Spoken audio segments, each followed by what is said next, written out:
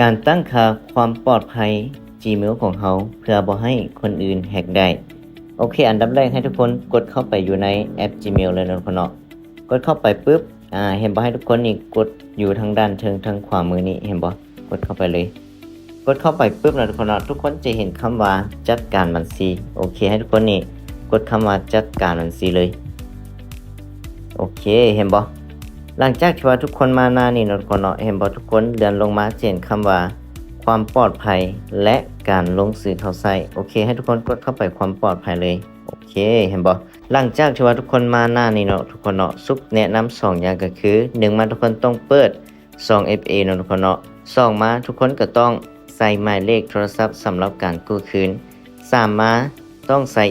Gmail สำรองสำหรับการกู้คืนเนาะเพื่อเวลาที่เขาเจ้าแฮ็ก Gmail เฮาไปเฮาสามารถเอา Gmail สำรองนี้ล็อกอินเข้าไปเพื่อกู้คืน Gmail นี้กลับคืนมาได้เนาะทุกคนเนาะโอเคเฮาไปเบิ่งวิธีการตั้ง 2FA กันเลยทุกคนกดเข้าไปอยู่การยืนยันแบบ2ขั้นตอนเลยทุกคนโอเคหลังจากที่ว่าเฮาเข้าไปปุ๊บเนาะทุกคนเนาะหลังจากที่ว่าเฮากดมาหน้านี้ปุ๊บเนาะทุกคนเนาะมันให้ใส่รหัสผ่านโอเคให้เฮาใส่รหัสผ่านไปเลยทุกคนเด้อโอเคเนาะหลังจากที่ใส่รหัสผ่านเป็นที่เรียบร้อยเฮาก็กดคำว่าถัดไปเลยทุกคนโอเคกดคำว่าถัดไปปุ๊บเนาะทุกคนเนาะเห็นบ่ให้เฮานี่เพิ่ม Husky และความปลอดภัยกับ Authenticator เนาะทุกคนเนาะเฮาจะเพิ่มอยู่ที่ Authenticator ทุกคนเด้อเห็นบ่ตัวนี้กดเข้าไปเลยโอเคกดเข้าไปปุ๊บให้เรากดคำว่าตั้งค่า Authenticator เนาะทุกคนเนาะโอเคกดเข้าไปเห็นบ่เฮาก็สามารถเอา QR ไปสแกนก็ได้หรือว่าสำหรับผู้ใดที่ว่าบ่มีโทรศัพท์2เครื่องทุกคนก็เห็นบ่กดคำว่าสแกนไม่ได้อยู่ด้านบนนี้ทุกคนเนาะกดเข้าไปปุ๊บเห็นบ่มันจะมีรหัสทุกคนเฮาก็คัดลอกเอารหัสตัวนี้โอเคคัดลอกเอาเลยโอเคหลังจากที่ว่าเฮาคัดลอกไปปุ๊บนะทุกคนเนาะให้ทุกคนนี่ไปอยู่ที่ F2FA เลยทุกคนโอเคมาอยู่ 2FA นะทุกคนจะเห็นบ่ปุ่มเครื่องหมายบวกทางด้านหลุมสุดเลยทุกคนให้ทุกคนกดเข้าไปเลยโอเคกดเข้าไปเห็นบ่มันจะมีป้อนคีย์การตั้งค่าแล้วก็สแกน QR code นะทุกคนเนาะให้ทุกคนกดคำว่าป้อนคีย์การตั้งค่าเลยโอเค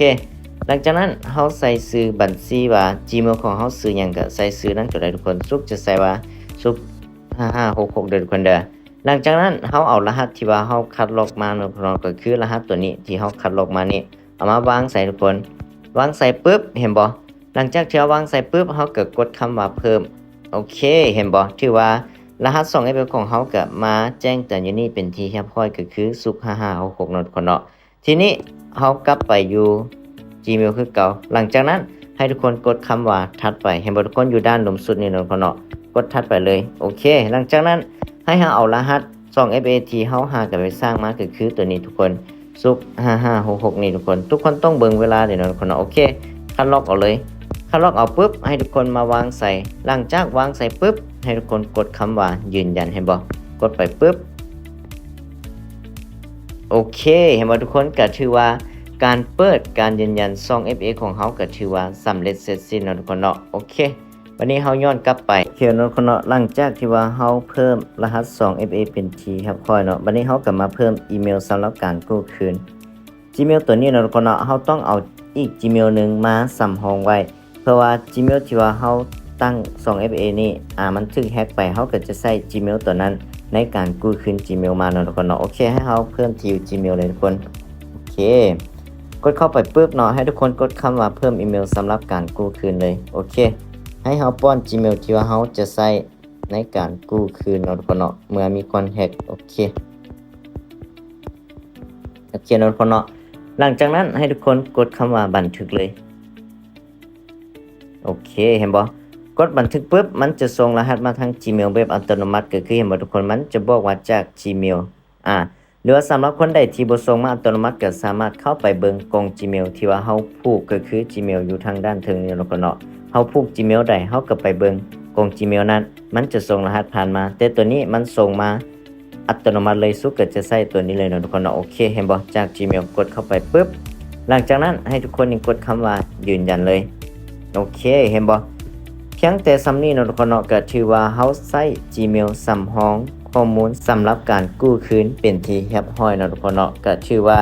Gmail ของเฮาก็มีความปลอดภัยในระดับหนึ่งเลยแหละทุกคน ถ้าหากว่าทุกคนสร้างรหัส 2FA และทุกคนเพิ่มหมายเลขโทรศัพท์ในการกู้คืนและอีเมลสำหรับการกู้คืนเพียงเท่านี้บัญชีของทุกคนก็จะปลอดภัยและก็บ่มีไผจะสามารถแฮ็กบัญชีของทุกคนได้อีกเด้อทุกคนเด้อฉะนั้นอย่าลืมไปตั้งรหัสผ่านความปลอดภัยและผูก Gmail สำหรับการกู้คืนเพื่อบ่ให้บัญชีหรือว่า Gmail ของเฮาถูกแฮ็ก